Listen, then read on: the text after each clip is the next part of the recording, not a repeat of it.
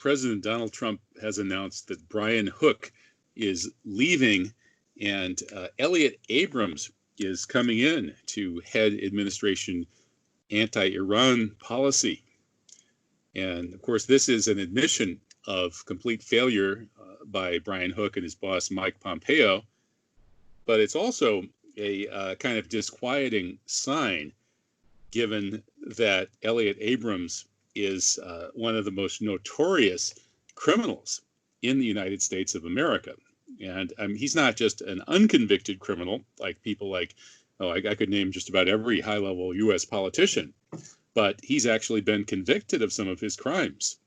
And he wouldn't be serving anywhere in the U.S. government. He might actually be serving in prison, except he got pardoned by the biggest drug kingpin in the world, George H.W. Bush, who in fact was running the CIA drug smuggling cartel that Abrams worked for when Abrams oversaw mass murder, torture, rape, and other atrocities in Central America. Abrams was a key figure in the Iran-Contra scandal under the Reagan administration. He was involved in the drug smuggling to arm vicious paramilitaries. He was sent to El Salvador just in time for the El Mozote massacre, where U.S.-trained death squads mass murdered women and children, raped young girls. The soldiers were quoted as saying 10-year-olds were their favorite. They stabbed babies, impaled babies on bayonets and tossed them up into the air and caught them again on the bayonets.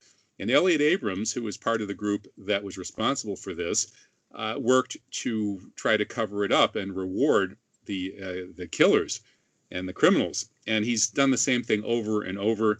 He was appointed to the National Security Council in the lead up to 9/11. And he undoubtedly is one of the criminals who conspired to blow up the World Trade Center and murder nearly 3,000 people in service to this war to overthrow the governments of 7 countries in 5 years, as General Clark informed us, was the actual purpose of the 9/11 false flag operation. So Abrams is a fanatical neoconservative Zionist. He's a coward and a chicken hawk who avoided service in Vietnam by claiming that he had a sore back. And he had a sore back during the entire period he was eligible for the draft, which kept him away from Vietnam. And since then, he's never had any indication of a sore back. It cleared up immediately as soon as he was out of danger of being drafted. So like all the neocons, he loves to torture and murder and commit atrocities against other people, but he's unwilling to take any personal risks in quest for such mass murder episodes.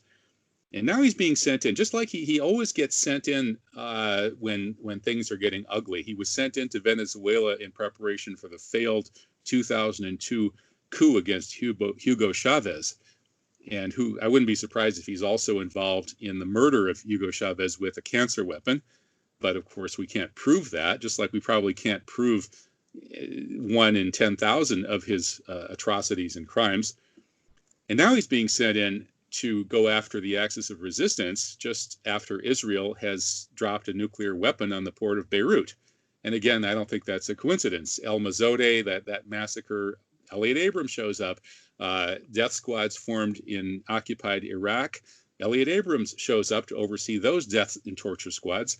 And now this horrific atrocity is committed in Beirut with the connivance of the Americans, or some Americans anyway, committed by the Israelis. And Elliott Abrams is suddenly made the head of U.S. policy against the axis of resistance. So at one level, this is an admission of failure, but Abrams will undoubtedly be overseeing some serious mischief during the last couple of months, we assume, of the Trump administration.